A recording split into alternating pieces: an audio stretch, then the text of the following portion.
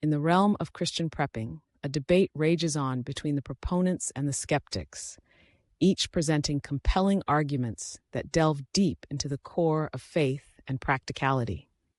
On one side of the coin, we have those who view prepping as a form of stewardship, a way to honor the resources bestowed upon them by God. They argue that preparing for potential disasters is not only responsible, but also a means to extend a helping hand to those in need during times of crisis. Drawing from the well of biblical examples, these proponents point to the story of Joseph in the book of Genesis, who stored grain during times of plenty to sustain the people of Egypt during famine. They see this as a blueprint for preparedness, a lesson in foresight and provision.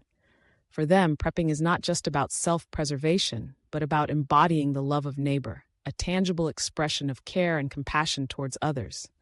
Moreover, the act of prepping is seen as a shield against fear and anxiety, a way to anchor oneself in trust and reliance on God's providence.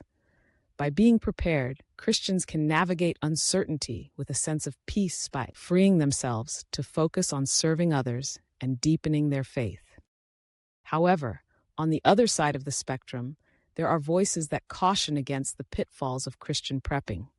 They argue that an excessive focus on preparedness can erode trust in God's sovereignty, fostering a mindset of self-reliance rather than divine dependence. For them, faith is not just about preparing for the worst, but about surrendering to the will of God, trusting that He will provide for His children in all circumstances.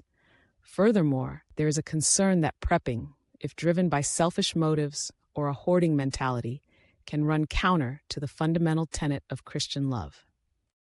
Instead of building walls of protection around oneself, Christians are called to extend their hands in generosity and kindness, to share their resources with those in need, rather than stockpiling them for personal security.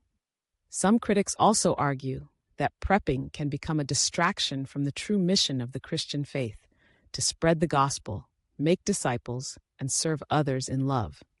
They caution against the lure of materialism, warning that an excessive focus on worldly possessions can lead to a misplaced sense of security and a neglect of spiritual priorities.